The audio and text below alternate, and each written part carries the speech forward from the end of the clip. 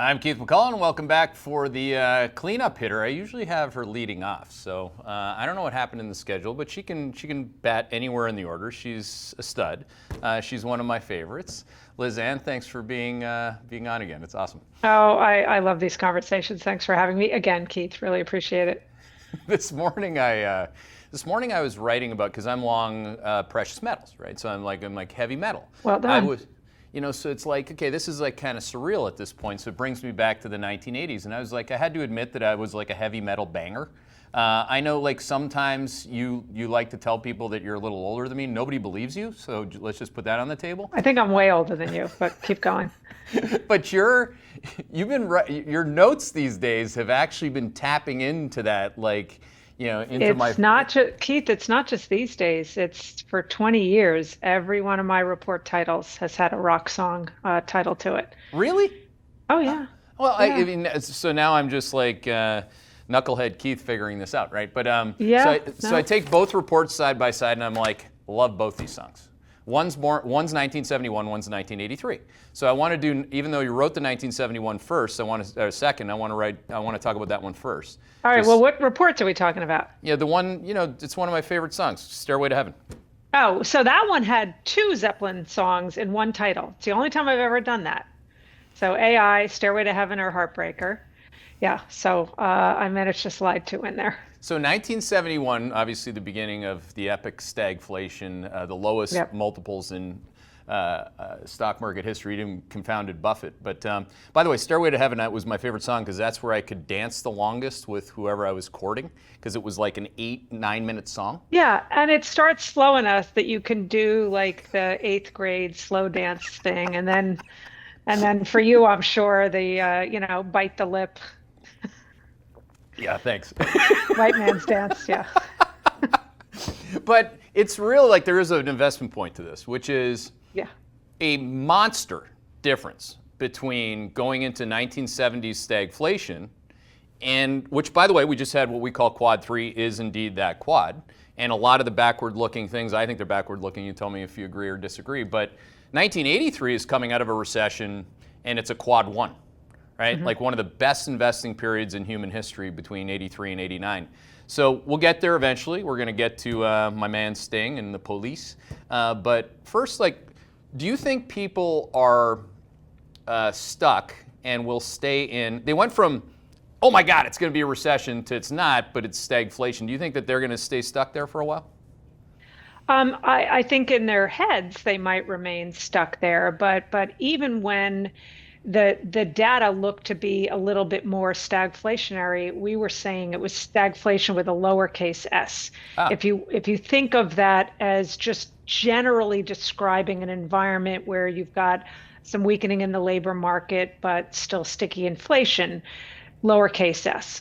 I agree that uppercase s, the definition born out of the era of the 1970s, the background conditions then don't look anything like the background conditions right now. So it really is a function of how one defines that, whether you think of it as some sort of light version of the 1970s. And we have to remember too that in the 1970s, that term was used to define not really broader economic weakness, but a rapidly rising unemployment rate in conjunction with, and it wasn't just high and persistent inflation the whole time. It was these bouts of inflation, the volatility in inflation, which led to volatility in monetary policy. And I could go on, but there are certainly more differences between the current environment and the 1970s than there are similarities. Well, thank you for making that history lesson nice and concise. I was using this chart in a prior conversation here, guys. Go to slide 83 just to show, or 93 on inflation. So what I'm showing here is 12 or 13 year look back on inflation, and just reminding people that for that part of Liz Ann in my career, inflation would go to 2, and then it'd come back to 1, 1.5, and back and forth, back and forth. Then you had the great inflation, and now we're like, what's interesting about our nowcast now is we can't stay much above 3 for long, but we're not going to go below 2. So that, how do you think about that? Because that, of course, is not 1970s. If you just take I hear your point on rising unemployment, but the inflation can go 5, 6, 7%. Like we don't have that in our nowcast for now. So to me, that's not the same risk. To me, in in the context of 2%, which I think that was where your horizontal line was Yep. drawn, that's obviously the Fed's target. In the For much of the so-called Great Moderation era that went from the mid 90s to the early part of the pandemic, you could almost think of 2% as representing the ceiling Yep. in some sort of range. Now I think 2% might be thought of as the floor in some sort of range. Again, in the context of that 2% target, that's the differential.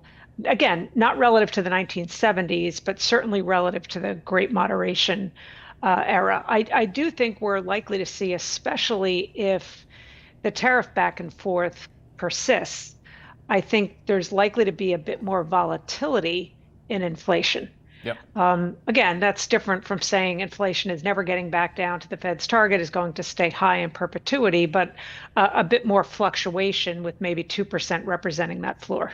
Yeah, I mean it's like it's like the title of the other song, like Every Breath You Take, for those of you that don't remember that song.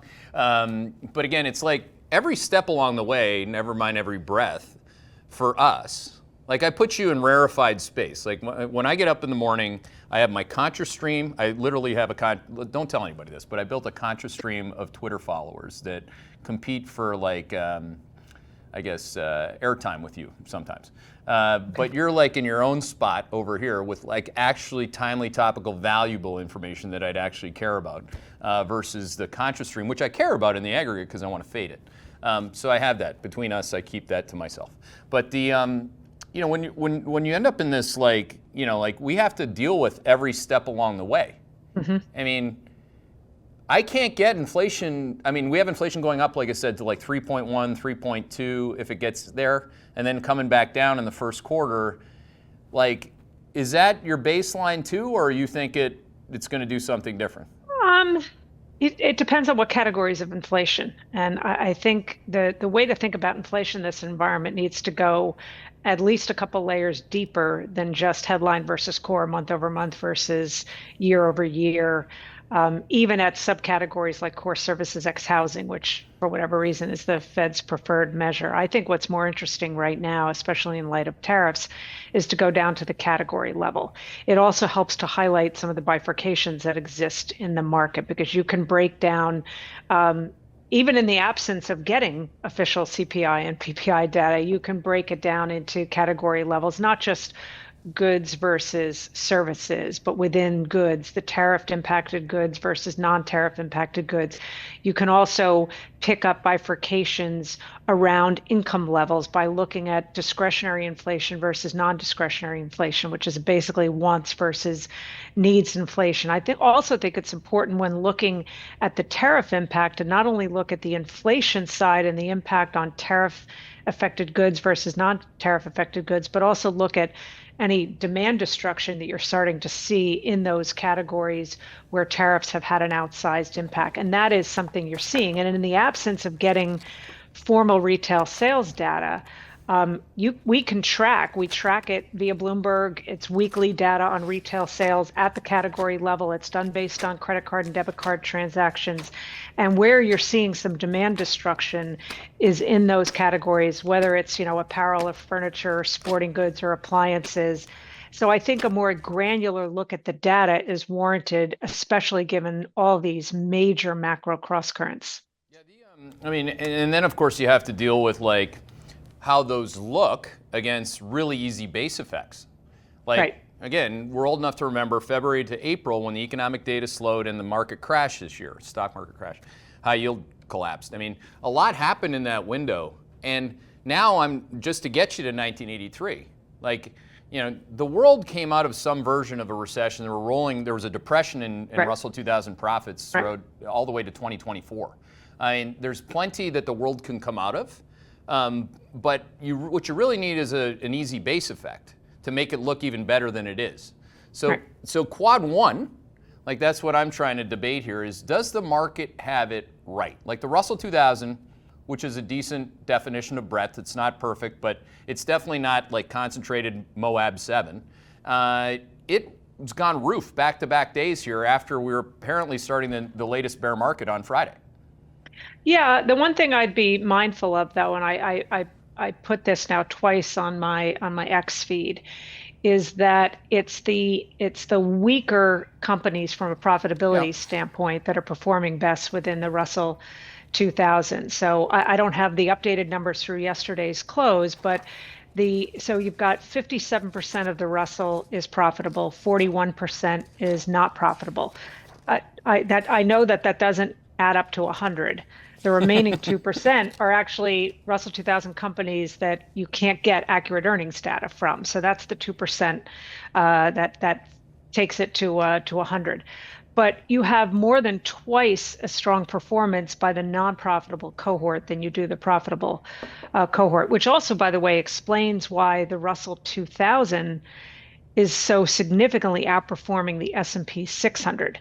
Yeah. Another small cap, it's maybe not utilized as much as a benchmark, but it's certainly another small cap index. But S&P uses a profitability filter, which Russell does not. You use the trader lingo of, fade or lean in. I think you want to fade that non-profitable segment of the Russell. I think you want to lean into sort of up the quality where there's actual profits. You may lag if you continue sort of this speculative theme to this market, which has baskets like non-profitable tech and Yeah. quantum and drones and the meme stocks doing well. I think any meaningful hit to the market, I think you're going to see a disproportionate hit there, especially if some of the sort of hype themes starts to fade for whatever reason. So I'd not, maybe not steer clear, but I would be mindful of taking profits in that lower quality non-profitable segment down the cap spectrum. I mean, to be clear, I'll take a profit in walking my dog. I mean, I don't like, I'm good with taking profits. No one ever went broke taking a profit. Nobody ever went broke booking a game, that is for damn sure. Yeah. But, to your point, yesterday, just looking at the baskets that we model every day, profitless tech was up 3.4%, and the most rolling short interest basket, most rolling short at Goldman basket was up 2.5%. That basket is up 9% in 2 days. So I see your those baskets though got hurt quite a bit last Friday. Yeah, Friday, but not by that much. No, but mid 5, 6, 7% kind of hits. Yep.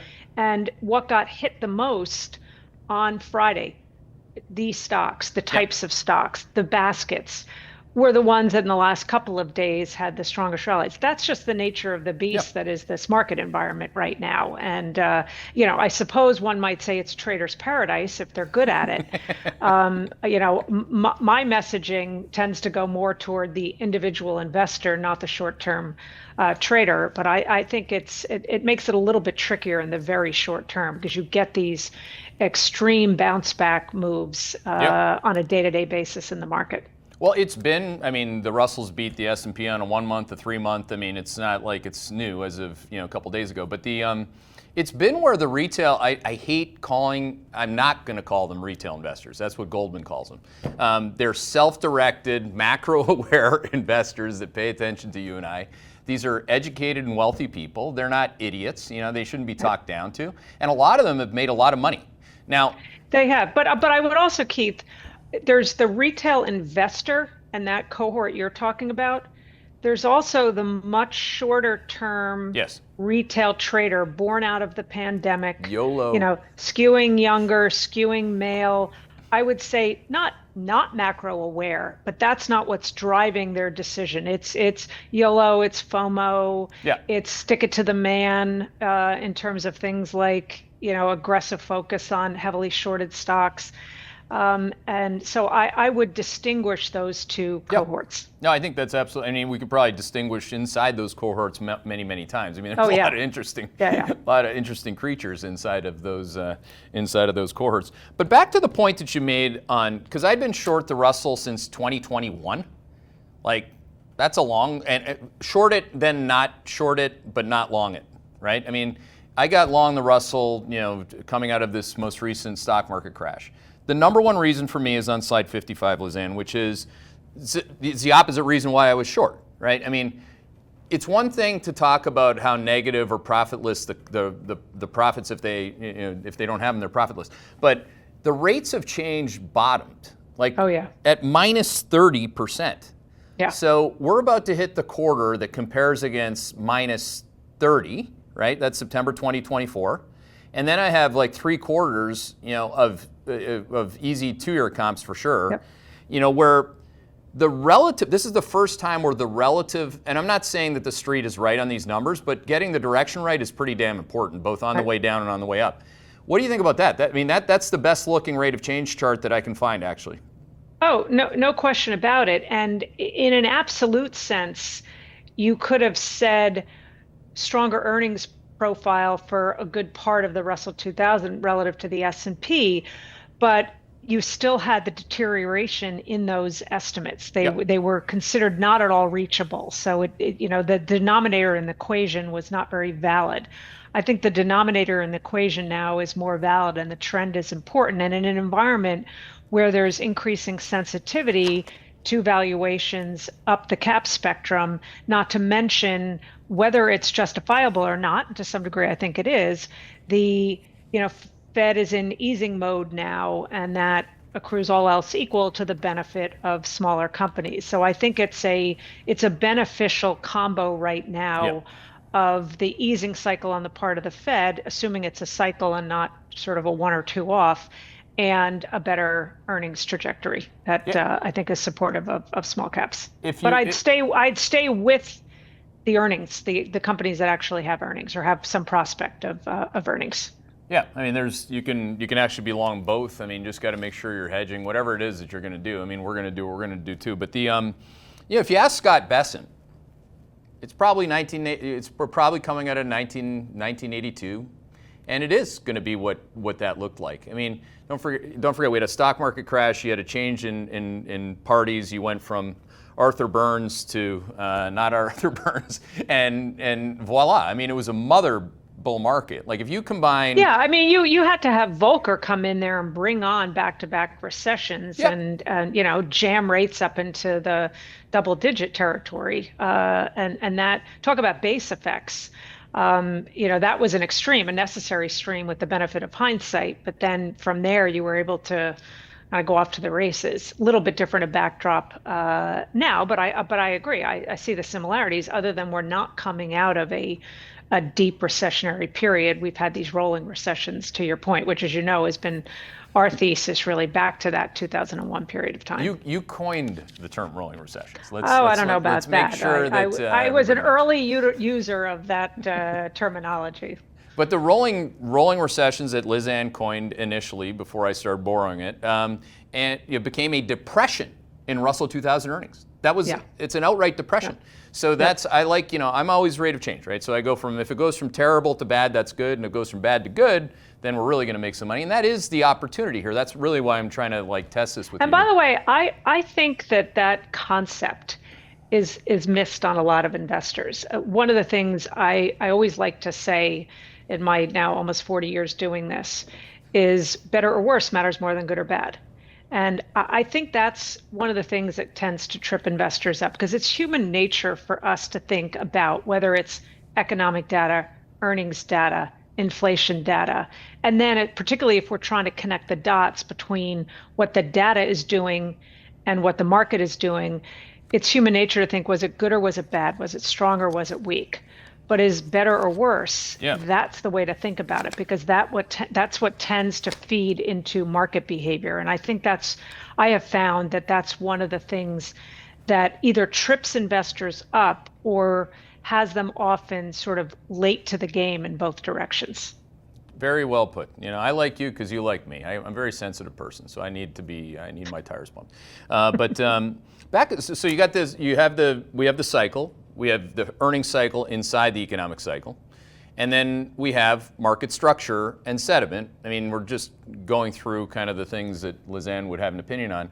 Guys, go to the next slide, on slide 56. This is your point, right? I mean, I'm showing year-over-year rate of change of hoodies, like the AUM, looking at web traffic on Robinhood. You go to the left side, you can see the demand for levered ETFs, which is straight up only. All this is one and the same thing, but it's something that the institutional community has really poo-pooed. Like, oh, those people, Yeah, a lot of people don't realize, I'm sure you know this, NVIDIA is not the best performing S&P stock. this year. It's the best performing Mag 7 stock, but it's ranked 65th in the S&P in terms of price performance. Yes. Guess what's the number one best performing stock in the S&P this year? I don't know. It's Robinhood. I'm Not that I'm touting what is essentially a competitor, although I would argue a fairly small competitor relative to the $11.3 trillion that Schwab has. But yeah, so now that may be in part because it's sort of a favorite of the retail trader. And I don't know, in fact, I'm going to turn the tables here a little bit and ask you, because you're more an expert in this area, Keith, than I am. But do you guys do analysis that tries to gauge the sort of power of the retail trader, that particular cohort that we talked about? I've seen numbers somewhere in the 20 to 25% of daily trading volume can be accounted for by that retail trader. Is that in keeping with what you see? Yeah, on a busy day, it'd be a lot higher than that. I mean, and when you think of, so we have a content partner that you probably know that would also be in that bucket in the morning of valuable information that is free on Twitter from. They're called Tier 1 Alpha. I'm sure you've seen some of their work. I've seen them, yep. So that's all like why I partnered with them. Full disclosure, we're equity partners. But again, they don't care about anything you and I have talked about so far until this topic. It's all flows, Yeah. and the market structure, options flows, equity flows, single stock flows is where then I take my team and we jump back in ETF flows because they don't do that, right? Like so. It is probably the most, at 50 years old, I have to say it's the most exciting time that I've measured and mapped all of that, like, because there's a lot more of it and it's new things. Like, you and I aren't young pups. I mean, it's fun when you find something new that you can analyze in the morning. Yeah. Right. So that stuff has been, like you talk about, okay, you talk about what the number one performer in the S&P. I mean, S&P, Schmess&P. I mean, look at Rigetti Computing, or look at any of these quantum computing names that were long, or the Goldman Quantum basket is up, I don't know, like 380% or something just since the April 8th low. Monster. Yeah. And that's provided that you are in.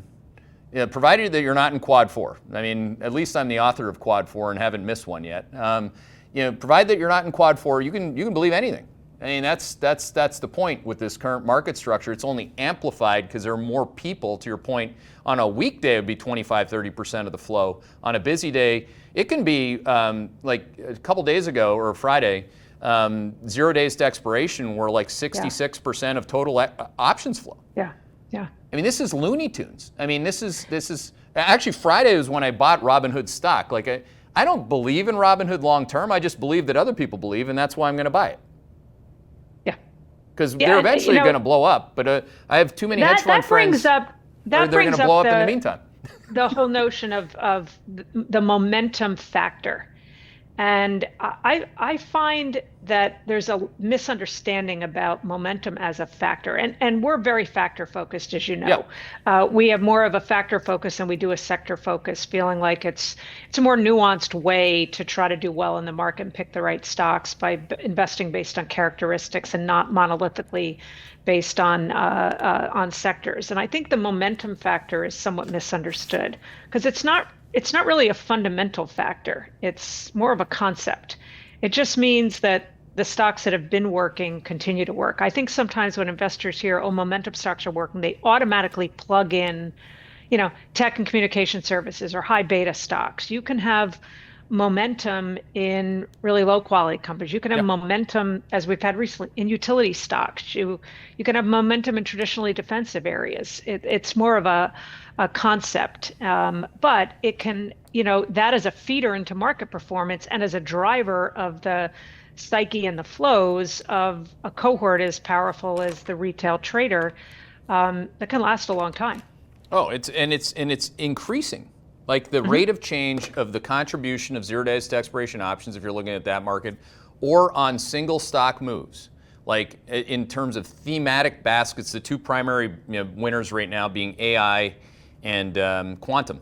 Those two, like, so if I even go back, so for day one of the rally on the non-bear market. In the meantime, while you're looking up what you're looking up, Well, and this kind of stuff does concern me, some of the speculation. So levered ETFs only represent about 1% of all AUM for ETFs, but they represent 12% in terms of sort of recent activity and Yes. an even higher share of new offerings in the past several months. So um, I, I think there are lots of places we can point to suggest speculative froth. The problem is figuring out when the music stops.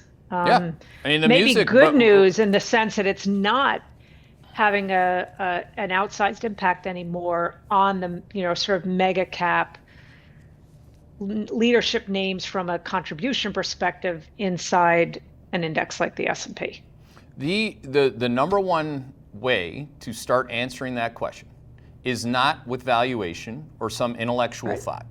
I Right. mean, it's what you said, which is factors, factors, factors. I just had Jared on, who is, again, he worked at SAC, he worked at Balyasny, he worked at Adage, and now he's started his own fund that's really trying to aggregate all of it. This concept of factors being the new stocks is what he says, right? Yep. Yeah, you said it, I've said it, he said it. Anybody who's playing the game at a high level understands that now. So why wouldn't they start their analysis on where that bubble stops bubbling with the momentum of those factors? That's my point. Like Rigetti Computing, which is the number one factor in the quantum basket, RGTI, was up 25% 2 days ago after the market correction, up 25% on 181 million shares. Okay? When you and I got into this business, if 2 million shares traded on something, people would be hitting the roof. Okay? These things, like the BBAI, whatever the hell that is, it was up 22%. It's an AI stock. We figured that out. That's actually all the machine cares about, is that there's AI in the ticker sometimes. Right. Well, that's welcome to the dot-com era to some degree. But it's the mo. It's like a hot table at the casino. Yep. People that are good, blackjack players understand when a table goes cold and one goes hot. You got to really be systematic about analyzing systematic. If you believe it's factors and not stocks, why wouldn't you just continue to measure and map the momentum, the factor that is momentum of momentum? The second derivative. Yeah. Good point. I mean, by definition, if you're making higher all-time highs, the momentum is not abating. Until it does. Yeah, but then you got all these people our age who spend their every waking hour complaining about it, which code for we're not participating in it. That it's just they're in my contra stream, like that. That's what it is. It's gonna not end well. Even in 1990, like if we go back to Rosenberg and I were talking about this yesterday. I'm sure you have a healthy respect for David Rosenberg. I do.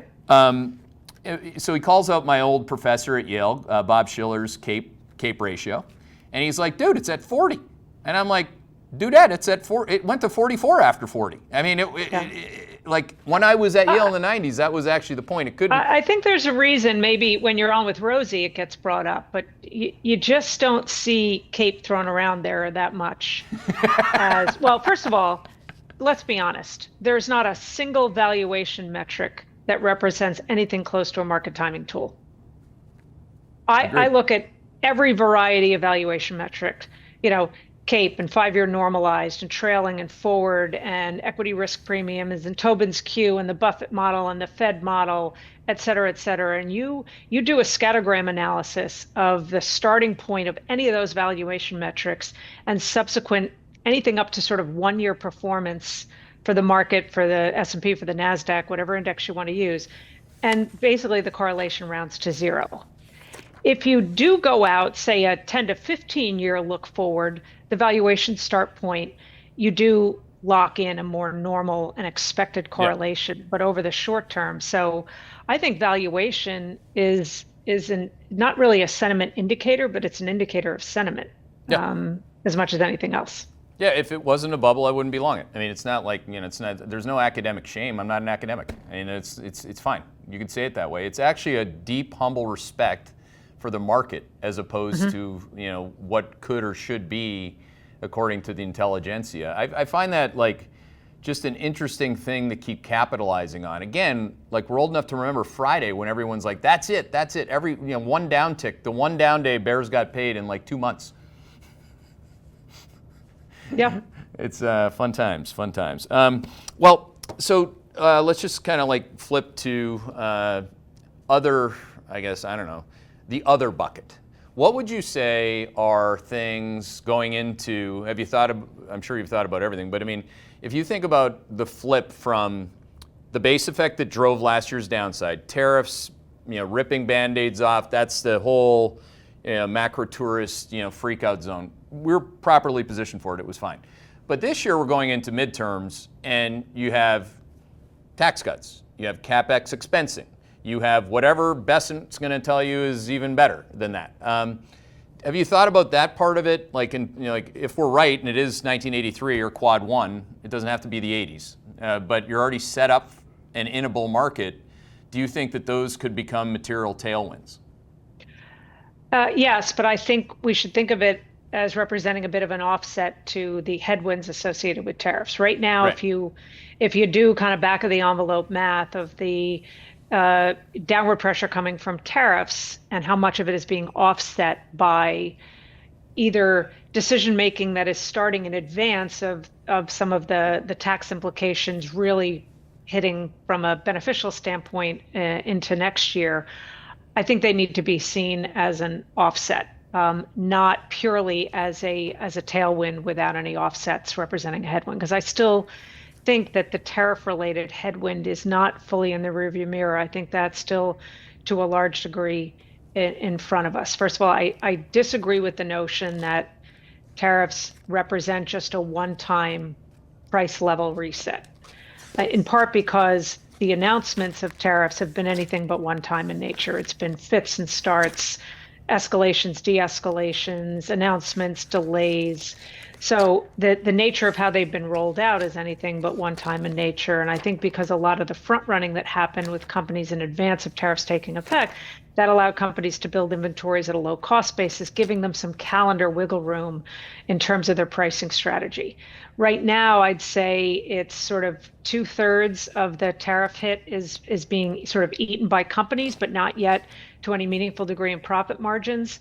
But I think that is set to shift, where there's going to be more pass through. And that's where there has been pass through, to the comment I made a while ago in this conversation, some demand destruction. So I think that the tax piece of this represents an offset, not a pure tailwind without any other side of that story. I told you all, if you haven't watched her before, because we do have new members of like the Hedgeye Nation community. People are brave enough to jump in that have never seen you before. So they're like, wow, this guy knows what he's doing. He gets her on. I mean, she's encyclopedic. Okay, the numbers that she just rattled off are 100% empirically accurate. Which, when you hear people wax on tariffs, Lizanne, it's typically some political bullshit, right? I mean, yes. Look, the Fed even. I mean, they've been expecting, most of the economists have been expecting what they shouldn't have expected. They're expecting tariffs to be inflationary. All inflation did for 3 months was go down, But to your point, like if you show the slide 115, tariff pass-through not yet fully realized, or jump ahead to the numbers that she was throwing around on 2/3.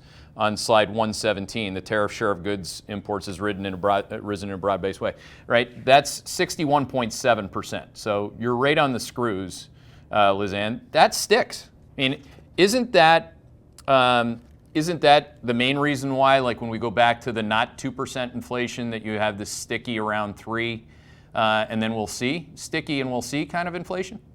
Yeah, I think sticky and we'll see. I think the we'll see part of that line is important. Yeah. Can I go slightly tangential on the subject of tariffs here? Of course, yeah. This was such a shock to me. I would say it was shortly after the first week in April. So the initial announcement of reciprocal tariffs, the delay, the crash in the market, and I was speaking at an event that was not specifically it wasn't a Schwab client event. It wasn't specifically a room of investors. So I didn't want to make assumptions that the audience was living, eating, and breathing tariffs like those of us that have been forced to. So I thought, let me just simply define tariffs. And I did it I don't want to insult anybody's intelligence, but as a reminder, a tariff is paid by the US company importing the goods from the targeted country. So notwithstanding the shorthand of the headlines of tariffs on China, tariffs on Canada, fill in the blank, or how some members of the administration will say, China or India, or again, fill in the blank, is paying us more in tariffs than ever before. And I've always said that's not who's paying the tariff, it's the US company. Keith, can I tell you, and I've done that every single time now that I talk about tariffs, I just lay out that simple definition. Every single time I do that, I get people saying, I did not know that's how tariff worked. I thought in order for China, let's just pick on China, in order for China to get their goods into the United States, China pays a tariff to the US. It's like, nope, that's not how tariffs work. So this has been an education lesson for a lot of people, this whole subject of tariffs. So if there's a misunderstanding at just that base level of who pays the tariff. Now, a valid debate is who ultimately bears the cost. Now, if exporters were adjusting their prices down to offset the tariff that the US company is paying, then you could say, okay, they're bearing some of the cost. Best estimates are that that's less than 5%. So the remaining 95% right now is sort of 2/3 being absorbed by the company and 1/3 being passed on. So it's just incredible to me that and maybe it's because of the shorthand of the headlines, which every time I read a headline like that, I think, oh, you're doing a disservice to the people who don't live, eat, and breathe this every day, and maybe think, oh, well, why wouldn't we want other countries paying more tariffs to the United States? It's a tax. It's just simply a tax. And there's a chart for that. It's called Prices Paid. Slide 121, guys. You can look at it every month. It's going up. This isn't a magic trick, right? I mean, it's like a real important thing because people, they think of tariffs also as this big negative thing. Not if you're the company that gets to pass it through, right? That's why I'm long heavy metal and talking about being a banger, right? Because the straight to the vein way to make money in rate of change corporate profit growth is to own a metal company where your revenues are on the tape daily. Now, if you're a company that doesn't have any pricing power and you have to eat those costs that you're talking about, you're screwed. And that's where our best shorts have been. So to me, that's a major factor exposure in stock picking it has been. Like you're either being tariffed or you're the recipient of tariffs. And a lot of people don't understand that it is good for the man. Like it's good for this. I've never been long steel companies in my life. I'm long them right now. These are the most boring things ever up until now. I think that pricing power ability needs to be a factor. Maybe I shouldn't have used that word because I'm not talking specifically about factors as we were discussing them before. A consideration when looking at smaller companies, because that's, it's the smaller companies that don't have that same kind of flexibility. They don't have the diversification of supply chain options. And it actually makes me think about something that I didn't mention when we were talking about kind of profits on a looking forward basis. I think one thing, and this is not a message of impending doom, but I think one of these sort of stories that you need to have in the back of your mind, especially as we're sitting in the very beginning of third quarter reporting season. So GDP data is obviously very backward looking. The upward revision that we got to 2Q GDP, that was great, 3.3 to 3.8, driven by stronger consumer spending than was originally. But again, it's backward looking. Second quarter ended June 30th. But maybe something to be mindful of is that the corporate profits release that comes in conjunction with GDP, which comes from the National Income and Product Accounts, NIPA-based profits. It's millions of companies. It goes all the way down the size spectrum into private companies. It picks up S corps. So it's certainly well more than just the S&P 500. Well, those profits were revised down in the first half of the year, and those after-tax profits for Q1 and Q2 are now -1.7 and -3.3, in contrast to 13% earnings growth for the S&P. Right. For what it's worth, NIPA profits tend to lead S&P profits. There have been exceptions. The correlation coefficient is not wildly high. I think it's like 0.35 or something.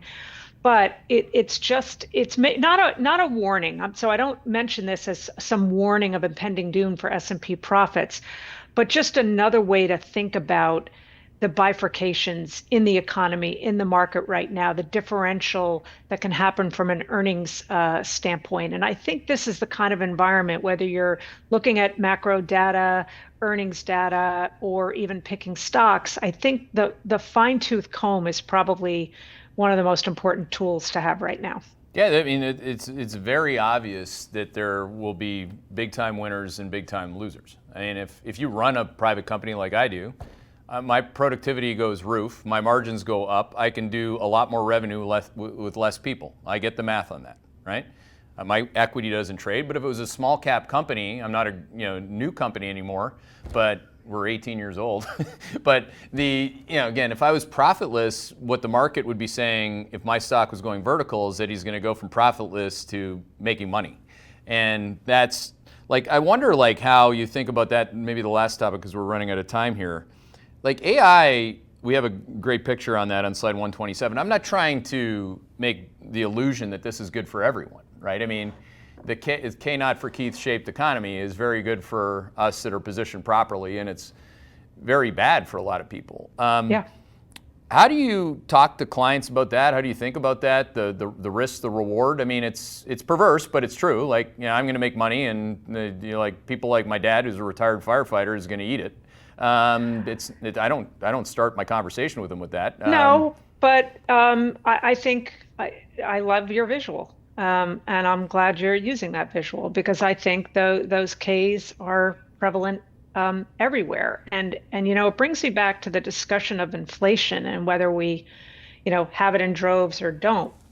There's inflation as we typically measure, picked up by metrics like CPI and PPI, and then there's asset inflation. Yes. Obviously accruing to the benefit of asset owners, not to the benefit of non-asset owners. And one thing that I think about with regard to sort of generically this whole notion of K-shaped and how within the economy it's AI versus non-A from a capex perspective. Within consumption data, it's high income versus low income. You see it in delinquencies and defaults. You see it in the inflation metrics. I mean, K's abound everywhere. I do think one thing we need to be mindful of is the wealth effect. When I think back to the late 1990s, there's so many differences in terms of AI, what it represents now versus .com. So I'm not doing that, apples to apples bubble comparison. But the 2001 recession, I personally think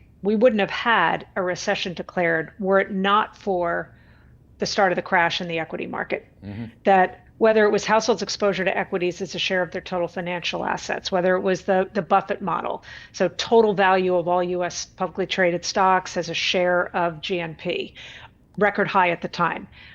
We're at even higher records there. So what I do wonder about is the circularity and the ripple effects, when we eventually get another bear market in stocks. Yeah. That's not an if, it's a when.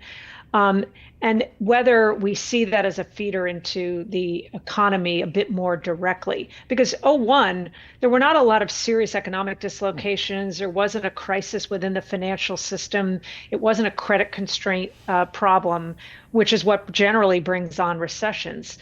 It was a crash in the stock market. And I just think that is something that we maybe should at least have in the back of our mind. Well, we definitely should. I mean, you need a magnifying glass to see the recession on an empirical basis of 2000 to 2001. I mean, right. It was less than 0.5%. So, right. That's a big thing. I mean, that's actually how most of my conversations end in like an institutional client dinner, especially if there's like a couple bottles of wine. They'll eventually be like, "But I like this, but this is gonna end like really bad." Yeah. And I'm like, yeah. "Oh yeah." But I thank God I'm not positioned for really bad right now, or I'd look really bad. I mean, there's a lot of pressure, right? If you and I have to get up, God willing, two hands on the keyboard, 2 feet on the floor every morning, and address a lot of people that Wall Street doesn't. and a lot of people are participating. They need to know the answer on when does the music stop. We don't know. We don't know. But we have a process for that, right? Right. And that's, I think, what's important, especially in this environment where there's such a cacophony of information, news, and social media tweets that come out. What we can do, and this is part of your process, is sort of analyze the setup. That's one way to think about that first week in April. The setup going into April 2nd was one of complacency around tariffs, an assumption that it was just going to be that 10% across the board. It was anything but. The setup was such that you then saw not just a crash in the equity market, but the spike in yields and the move down in the dollar. So for a week there, we were acting like an emerging market. Well, the setup going into that intraday low on April 9th was one of totally washed out breadth and washed out technicals. Market was oversold. Sentiment was in the doldrums. So you get what was really just incrementally positive news. Again, better or worse matters more than good or bad with the 90-day delay, and the market was off to the races. So yeah. I think the best way to kind of navigate the market is thinking about the setup, given that we can't anticipate what some of these very short-term day-to-day market drivers are going to be like often exists on a social media post. Yeah, that's a very good point, and I've had some of those in my Contra stream, I must say. I come up with some new nicknames for all that type of stuff on Friday. Yeah. It was pretty dark. Yeah. But those people have gone dark today, not ironically. So that's that. I could close with you every day. So thank you very much for being with me. Thanks for having me.